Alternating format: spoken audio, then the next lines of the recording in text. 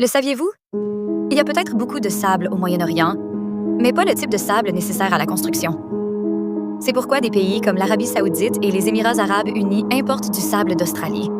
En fait, 95% de l'Arabie saoudite est un désert. Mais le sable du désert est bien différent de celui que vous trouvez sur la plage.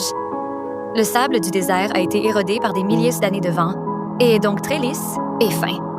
Le sable que vous trouverez sur la plage ou près de l'eau, sable maritime, est plus grossier en raison de l'érosion par l'eau. C'est le type de sable dont l'Arabie saoudite a besoin.